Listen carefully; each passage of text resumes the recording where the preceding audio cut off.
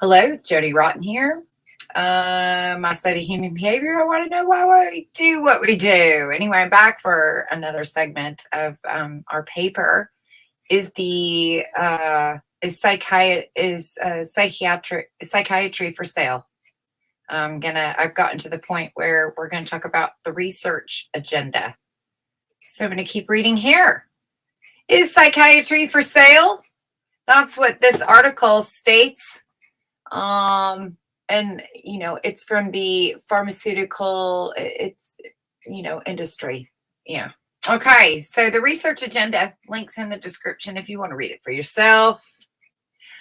The extent of drug company funding for research and the interactions between academic personnel and the industry mean that much research activity is oriented towards drug treatments and related areas. In addition, marketing strategies now include attempts to shape psychiatric thought through the academic arena. This is done by a strategy that is conceived long before a product is officially marketed and may involve the promotion of disease concepts and their frequency. A recent guide to pharmaceutical marketing suggests the need to create dissatisfaction in the market and, quote, establish a need and, quote, create a desire. A portfolio of articles which promote the disease concept in question and the company's product is constructed for the medical audience. The articles will often be written by a medical writing or education agency, and then academic authors will be approached to become authors, a practice known as ghostwriting. Medical opinion leaders are also identified and cultivated as part of this strategy to act as product champions. And this is by Pharmaceutical Marketing and O2. Evidence suggests this practice is not uncommon, with one study finding that 11% of articles in 6 major peer-reviewed journals involved the use of ghostwriting. That was by Flanagan in 1998. A recent study of articles on the therapeutics of antidepressants Stritaline found that over half were produced by a medical information company employed by Pfizer Pharmaceuticals. These articles had higher citation rates and higher profile within the medical literature than articles written independently.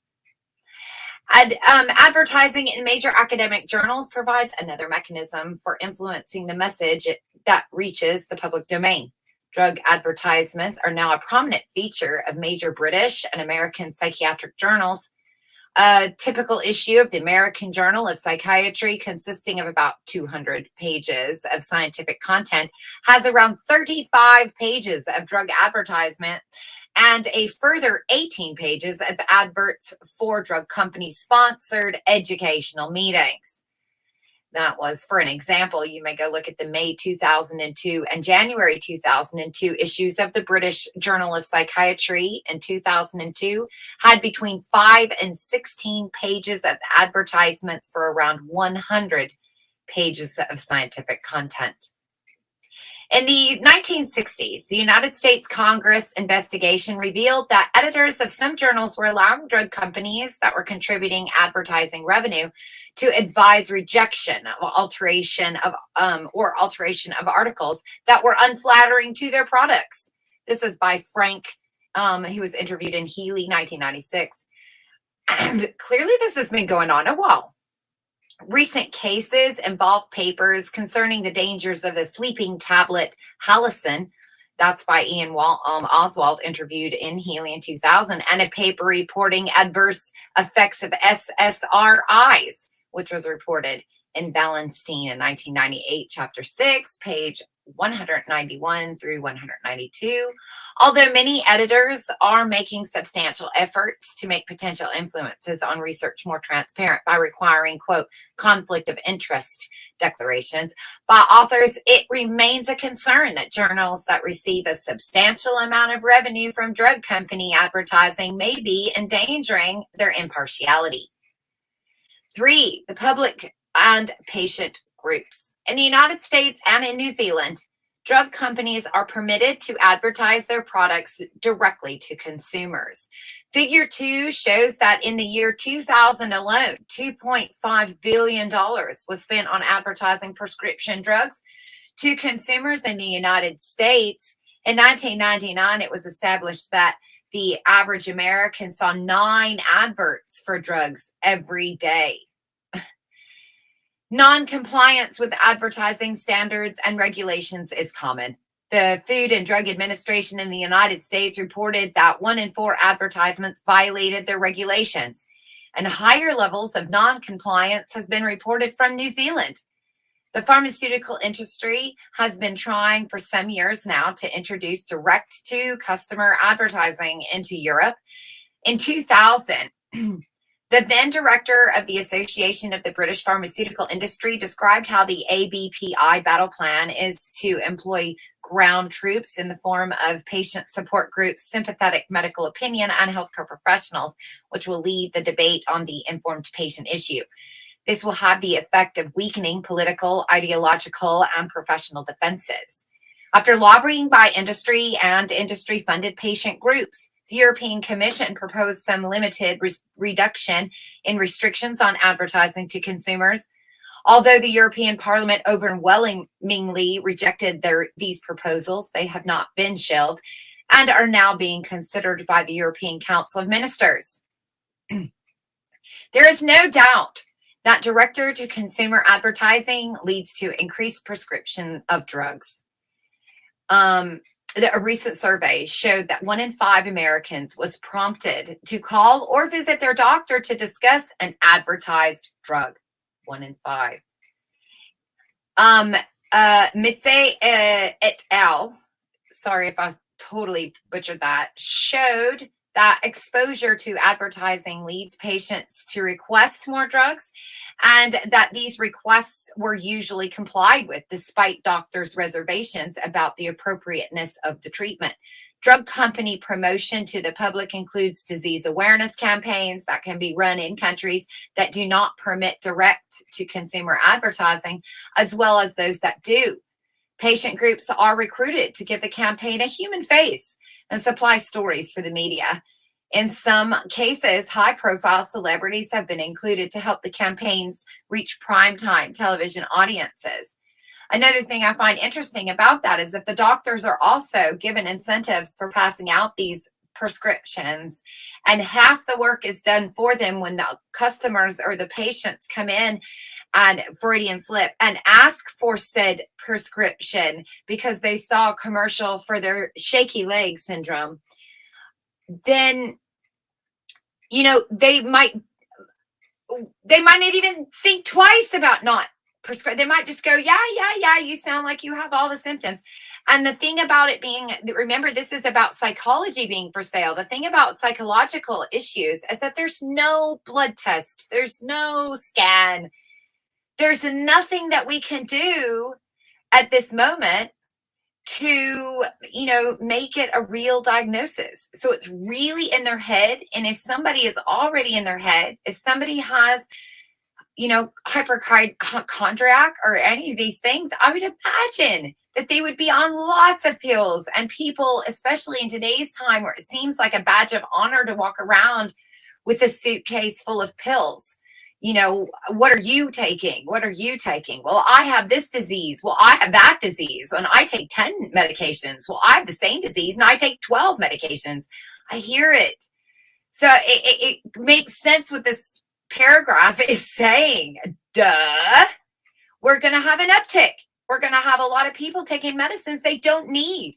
And these medicines cause long-term side effects that now they're forced to take. And so when they do go and say, hey, I really do have, now my leg is shaking. Well, of course it is, because you've been on medication you didn't need for quite some time, because maybe, you know, you were stressed out at work and having a midlife crisis, and suddenly and your hormones are going crazy, but because you're a man and it's not related to your menopause and you don't have anything, you know, you're having a midlife crisis, dude. The junk don't work when the upstairs isn't working. Get yourself together and the junk will follow. You don't need pills. I'm just saying, come on. Okay, sorry for the rotten rant. I'm back to the article. Relationships with patient groups is another channel of influence for the industry. In some instances, patient groups appear to have been set up by drug companies. The American magazine Mother Jones found that Social Anxiety Disorder Coalition, the Post-Traumatic Stress Disorder Alliance, and the National Mental Health Awareness Campaign operated out of public relations firms hired by who? The drug companies. They appear to have been set up for the purpose of disease awareness campaigns. Two international groups are also linked to the industry and have been active in lobbying the European Commission to introduce direct-to-the-consumer advertising. IAPO, or the International Alliance of Patient Organizations, was founded and is funded by pharmaceutical partners for better healthcare. A consortium of about 30 companies and Gamian, Global Alliance for Mental Illness Advocacy, was originally founded by Bristol Myers Squibb. Neither discloses its current sources of funding. I wonder who's funding them. And that was back in 2003. We might be able to find out now. As well as setting up new groups, the industry is increasingly acting in cooperation with existing groups of patients and careers in the mental health field. It gives funding to groups that promote biological views on mental illness and drug treatments, including the National Alliance for the Mentally Ill, the NAMI, the NAMI, and the National Mental Health Association in the United States, and SANE, SANE, and the Depression Alliance in the UK. It often gives funding for these organizations to run specific campaigns aimed at increasing the number of people seeking treatment. An example is the current CHADD, or CHAD, Children and Adults with Attention Deficit Disorder campaign, to extend diagnosis and drug treatment to underserved communities. And they're going to show below political. I'm sure it's going to be somewhere down here. But while I'm here, what this reminds me of is when back in the, AIDS and HIV that was going on in the 70s and 80s, where we had places like the YMCA, the underground zines, we had these groups coming in, Fauci, and asking and advertising in the underground zines, to come get tested, we'll help you with your HIV. Really, they were looking for people to try their drugs. Which, some may argue, hey, Joni, they saved people's lives. Fair, but would you believe that they made people sick in order to find a cure to save them, or use them as a guinea pig? Would you even for a second entertain the idea that the virus was created and not an accident from a monkey in the woods or the jungle, but more a lab accident, a created accident? Could you for a second just defy reality with me and go totally sci-fi and 12 Monkeys and agree that it is possible that they infected intentionally young men of the gay persuasion? I'm not sure the terms, so I don't know if that's offensive or not. I don't know what to say there. However you would describe that. And they infected them. They used these people who had drug addictions and infected them somehow with these viruses of hepatitis, HIV. Rather, they were accidental discoveries of some virus on the planet. Oops, a coconut opens up and some weird thing we've never heard of escapes.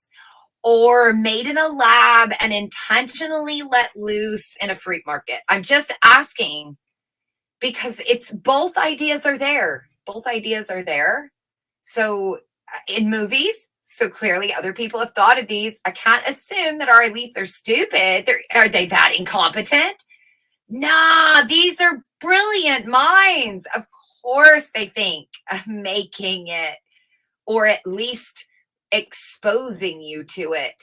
if you don't even want to believe that they made it, let's go that they exposed people to it with the intent of making patients, and patients equal funding, funding equals jobs, jobs equal money, money equals product, right?